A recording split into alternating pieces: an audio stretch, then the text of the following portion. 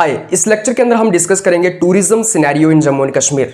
अगर जम्मू एंड कश्मीर की बात हो रही हो और टूरिज्म की बात ना हो तो बात बनती नहीं है, क्योंकि जम्मू एंड कश्मीर टूरिज्म के लिए ही तो जाना जाता है। तो जम्मू एंड कश्मीर के अंदर कई सारी ऐसी अट्रैक्टिव डेस्टिनेशंस हैं, टूरिस्ट डेस्टिनेशंस हैं, टूरिस्ट स्पॉट्स हैं जो जम्मू एंड कश्मीर को टूरिज्म के लिहाज से बहुत मशहूर बना देते हैं या फिर काफ़ी रेलिवेंट बना देते हैं। कश्मीर को पैराडाइज ऑन अर्थ कहा जाता है, पहलगाम को मिनी स्विट्जरलैंड कहा जाता है। तो बेसिकली हम ओवरऑल तरीके से जम्मू कश्मीर के अंदर टूरिज्म सिनेरियो को डिस्कस करेंगे। कौन कौन सी अट्रैक्टिव डेस्टिनेशंस हैं, क्या सरकार ने इनिशिएटिव्स लिए हैं, वो सब हम इसके अंदर डिस्कस करेंगे। सबसे पहले मैं आपको बताता हूं मेजर टूरिस्ट रीजन्स कौन से हैं। कश्मीर वैली के अंदर हमें अलग अलग अट्रैक्शंस देखने को मिलती हैं, अट्रैक्टिव डेस्टिनेशंस देखने को मिलती हैं। जैसे श्रीनगर के अंदर डल लेक है, मुगल गार्डन्स हैं, गुलमर्ग के अंदर स्कीइंग वगैरह होती है, उसके बाद पहलगाम के अंदर ट्रैकिंग वगैरह होती है, सोनामर्ग और भी कई सारी ऐसी लोकेशंस हैं, टूरिस्ट स्पॉट्स एंड डेस्टिनेशंस हैं। जम्मू रीजन की अगर मैं बात करूं तो वैष्णो देवी श्राइन्स आती हैं कटरा में, पतनटॉप आता है, शिवखोड़ी आता है, मानसर लेक आता है, सनासर आता है, डूडू आता है, बसंतगढ़ आता है, लाठी आता है। तो कई सारी जम्मू रीजन के अंदर भी टूरिस्ट डेस्टिनेशंस एंड स्पॉट्स हैं। अलग अलग टाइप का टूरिज्म अगर मैं डिस्कस करूं जम्मू एंड कश्मीर के अंदर कौन कौन सी टाइप का टूरिज्म होता है, सबसे पहले इसके अंदर आता है रिलीजियस टूरिज्म। रिलीजियस टूरिज्म का मतलब ये होता है कि वो टूरिज्म जहां जो रिलीजन के साथ लिंक है, मतलब जहां पे आप एक रिलीजियस फेथ लेके जाते हैं। जैसे अगर वैष्णो देवी की मैं बात करूं, अमरनाथ यात्रा की अगर मैं बात करूं तो ये रिलीजियस टूरिज्म है। इको टूरिज्म के अंदर क्या आता है, जैसे डचीगाम नेशनल पार्क है, गुरेज वैली है, तो ये इको टूरिज्म के अंदर आता है। मतलब ऐसा टूरिज्म जिसके अंदर इन्वायरमेंट सस्टेनेबिलिटी का ध्यान रखा जाता है और इन्वायरमेंट को सस्टेन करने की बात की जाती है। उसके बाद एडवेंचर टूरिज्म आता है। एडवेंचर टूरिज्म जिसके अंदर आप ट्रैकिंग वगैरह करते हैं, स्कीइंग वगैरह करते हैं, आप जो है वो क्या बोलते हैं रिवर राफ्टिंग वगैरह करते हैं, वो इसके अंदर आता है। उसके बाद कल्चरल टूरिज्म के अंदर क्या आता है, जब आपके कल्चर के लिए टूरिज्म मतलब आपके कल्चर के लिहाज से जब टूरिज्म आपको देखने को मिलता है, जैसे कि कश्मीरी हैंडीक्राफ्ट्स या फिर डोगरा हेरिटाज जो है, ये कल्चरल टूरिज्म का एग्जांपल है। मतलब लोग कश्मीरी हैंडीक्राफ्ट्स देखने आते हैं, डोगरा हेरिटेज देखने आते हैं, कश्मीरी कल्चर, डोगरा कल्चर देखने आते हैं। वेलनेस टूरिज्म के अंदर क्या आता है, जब आप पीसफुल स्टेज करते हो, कहीं पे गांव में होम रिजॉर्ट्स बने हुए हैं, पीसफुल स्टेज होते हैं, मेडिटेशन कर सकते हैं, मेडिटेशन स्पॉट्स बने होते हैं। जैसे आप मानतलाई में मेडिटेशन स्पॉट्स बने हुए हैं, इंटरनेशनल योगा सेंटर बना हुआ है। उसके बाद फिल्म टूरिज्म, अब बॉलीवुड की एंट्री वापस हुई कश्मीर के अंदर, जैसे हैदर और शिकारा जैसी मूवीज जब बनी तो उसके बाद बॉलीवुड ने एंट्री मारी कहाँ कश्मीर के अंदर, और बॉलीवुड का जो है वो कम बैक हुआ कश्मीर के अंदर। अब रोल क्या है टूरिज्म का जे&के इकोनॉमी के अंदर, सबसे पहले employment generation.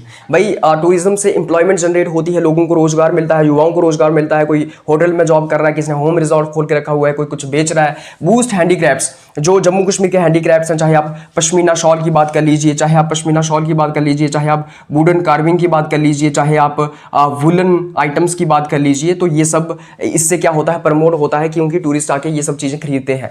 Revenue source, Jammu Kashmir की इकोनॉमी में ये जो टूरिज्म है जम्मू कश्मीर का, ये एक रेवेन्यू सोर्स है, मतलब जम्मू एंड कश्मीर की इकोनॉमी को काफ़ी कंट्रीब्यूट करता है। अब चैलेंजेस क्या है टूरिज्म डेवलपमेंट के अंदर, तो कई सारे चैलेंजेस हमें देखने को मिलते हैं, जैसे पॉलिटिकल इंस्टेबिलिटी और सिक्योरिटी कंसर्न्स। ये एक ट्रेडिशनल चैलेंज रहा है जम्मू कश्मीर के अंदर टूरिज्म डेवलपमेंट के लिए। जैसे पॉलिटिकल इंस्टेबिलिटी यहाँ पे देखने को मिलती है, पॉलिटिकल क्योस देखने को मिलता है, टेररिज्म देखने को मिलता है, टेररिस्ट अटैक्स देखने को मिलते हैं, शटडाउन्स देखने को मिलते हैं, पॉलिटिकल वायलेंस देखने को मिलती है, इंसर्जेंसी मूवमेंट्स देखने को मिलती है, जिससे कि पूरा का पूरा उथल पुथल हो जाता है। रिसेंटली अब पहलगाम में टेररिस्ट अटैक हुआ, उसके बाद टूरिज्म डिक्लाइन पे चला गया पूरा। तो ये कुछ कारण है जिससे कि टूरिज्म की डेवलपमेंट रुक रही है। इंफ्रास्ट्रक्चर गैप्स हमें देखने को मिलते हैं, इश्यूज देखने को मिलते हैं। अब बिजली नहीं है, पानी नहीं है, सड़क नहीं है, तो जो ऐसी कुछ टूरिस्ट डेस्टिनेशंस हैं जो बहुत खूबसूरत है देखने में, लेकिन वहाँ पे रोड ही नहीं है। उसके बाद इन्वायरमेंटल डिग्रेडेशन, टूरिस्ट जाता है किसी लेक में कचरा डाल देता है, कहीं पे इन्वायरमेंट को डिग्रेड करते हैं ये लोग, तो वो एक अनरेगुलेटेड टूरिज्म हमें देखने को मिलता है, जिससे कि इन्वायरमेंटल डिग्रेडेशन होती है।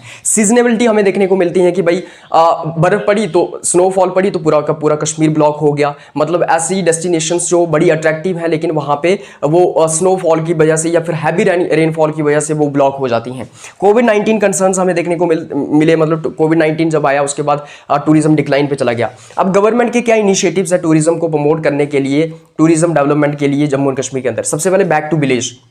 तो जम्मू एंड कश्मीर में सरकार ने एक स्कीम चलाई, बैक टू विलेज। इसका पर्पस ये था कि गांव को रिवाइव करना है, गांव का जो टूरिज्म है उसको रिवाइव करना है।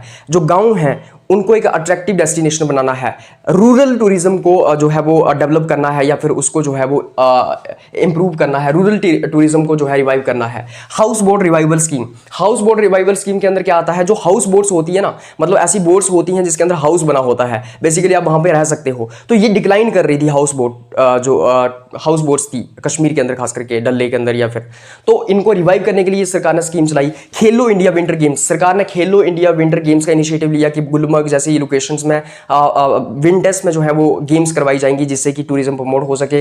Tourism development authorities, tourism development authorities को स्टैब्लिश किया गया, अलग अलग लोकेशंस पे अलग अलग डेवलपमेंट अथॉरिटीज स्टैब्लिश की गई, जैसे पत्नीटॉप डेवलपमेंट अथॉरिटी आती है जो पत्नीटॉप की डेवलपमेंट करेगी, वहां की टूरिज्म डेवलपमेंट करेगी। इसी तरीके से अलग अलग लोकेशंस के अंदर अलग अलग डेवलपमेंट अथॉरिटीज को स्टैब्लिश किया गया है। Incredible India scheme, incredible India scheme का मेन पर्पस ये था कि जम्मू कश्मीर को जो है वो ग्लोबल लेवल पे रिकॉग्निशन देनी है, टूरिज्म के लिहाज से जम्मू कश्मीर को ग्लोबल लेवल पे लेके जाना है। उसके बाद सरकार ने 2023 में G20 की समिट्स जो है वो श्रीनगर के अंदर करवाई ताकि ग्लोबल लेवल पे जम्मू कश्मीर के टूरिज्म को प्रमोट किया जा सके। 2023 में 2 करोड़ से ज़्यादा टूरिस्ट जो है जम्मू कश्मीर के अंदर पहुंचे, जो कि हाईएस्ट था।